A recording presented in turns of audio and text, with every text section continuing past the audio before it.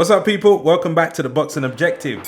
Today's video is going to be about the exciting news of the up-and-coming fight between Terence "Bud" Crawford and Showtime Shawn Porter.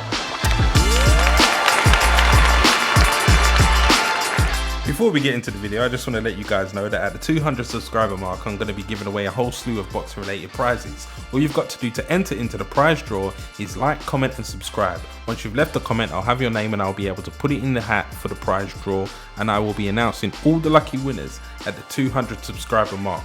Also, give me a little follow on Instagram. It's the Boxing Objective, where I'm posting a whole different bunch of boxing related content, including some exclusive videos and also some exclusive memes. So please feel free to follow me there, and you can also send me a little DM or anything like that in regards to any subjects that you'd like me to cover on the YouTube channel. Thanks a lot. Best of luck with the prize draw. So, straight up, this is a huge fight for the welterweight division, and since the WBO have ordered this fight, Crawford is very pleased about this, and it gives very little room for anybody to find a way out of it, including the promotional companies. The best way out of this is for the guys to fight, because there's no way that Terence Crawford's going to vacate his belt, and I doubt it severely that Shawn Porter is not going to want to fight. So what's going to happen now is that there's been given very little room for these, promotional politics to kind of kick in, because the WBO have ordered it, and they've now got 30 days to discuss everything and to come to some agreement for when, where and how much this fight, so on and so forth. And if they don't do that in 30 days, then the fight goes to purse bid, and the highest bidder can bid for this fight and the promotional rights, which is exactly what happened with Teofimo Lopez and Cambosos. It's also something that happens across the board. So with that being said, I suspect the Top Rank and PBC are going to sit down and they're going to hash out a deal, because nobody wants to let this kind of fight slip through their fingers, because it's huge. It's absolutely huge. So for those of you who don't know about Terence "Bud" Crawford, I just want to let you guys know that I do have some issues with Crawford, and just so that you guys understand where I'm coming from, my issues with Crawford are since he turned to welterweight. Before then, Terence Crawford deserves all the credit in the world, and there are probably 4 resumes of active boxers that I think are tip top. One of them is Manny Pacman Pacquiao.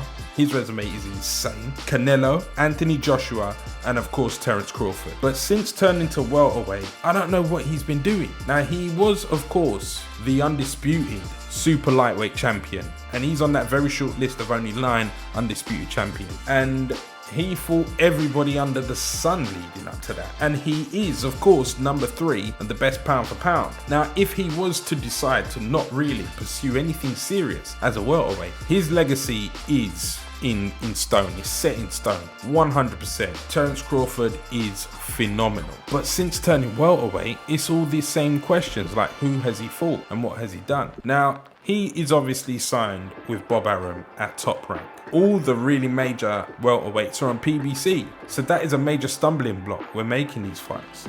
And on top of that, I do think that Terence Crawford has made a fantastic living over there at Top Rank, and even if these big massive fights with Errol Spence Jr., which is the fight that boxing really wants, wasn't to happen, you still can't take away from Terence Crawford's legacy, because he achieved so much. But we still want the fight, and we still want to see what he can really do at welterweight. And this fight here with Shawn Porter is a step in the right direction. Now, straight up and down, right? You got a problem if you're stepping in there with Shawn Porter, because he is not coming there, give you a little space, give you a little time to dance. He's coming there to pressurize. He is gonna fight you toe to toe like a wild dog for 12 rounds. So you gotta be prepared for that, because that's what Shawn Porter does. And Shawn Porter has been in there with some seriously credible opponents. He's fought all the major welterweights, I believe. He's fought Danny Garcia. He defeated Danny Garcia. He also defeated Adrian Broner. He fought a prime Kell Brook, come up short. He also fought Keith Thurman, came up short in that fight too. And he fought Errol Spence Jr. more recently. Errol Spence Jr., the truth, to a split decision. And to be fair, there's a lot of people that think Shawn Porter won that fight. He pushed Errol Spence Jr. far. A lot of people did not expect Shawn Porter to fight Errol Spence Jr. the way he did. But it was a close fight. It was a close fight. Errol Spence did win, in my opinion.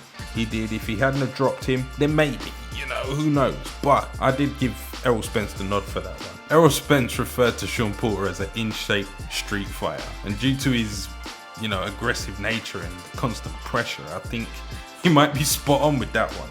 So Bud, you got a fight on your hands, my friend, and we all can't wait to see how this one turns out. But recently, I think Bob Arum has been publicly critical of Terence Crawford. Given that Terence Crawford's contract is up in October 2021, he must be considering going to PBC, surely, because all of the biggest fights you could have in your career are right across the street at PBC. So once this contract is up and we'll see what kind of move he makes, it's going to tell us what he's planning to do. But with Bob being critical of how Terence Crawford promotes himself, and you know, he was even quoted to say, oh, we don't even know if we want to keep him and that kind of stuff. It's like, you know what, mate, I think you should just get out of there. You don't want to stay around that kind of energy. But his low profile could, you know, just suit him down to a T. He could be happy with the way things are.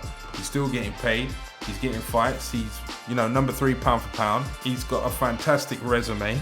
I mean, he's achieved it all in boxing, even without becoming a top welterweight. So who knows? I'll be intrigued to see what he does come October. But there is so much room left for Terence Crawford to achieve, like so much more. Multiple division weight champion. Do you know what I'm saying?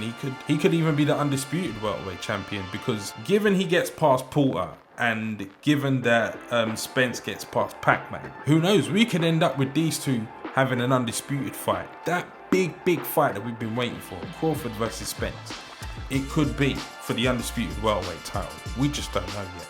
But these guys have got to get past their next opponents, and they've both got 2 tough cookies to crack. And I suspect that Crawford could potentially lose this one. However, I'm giving Crawford the nod.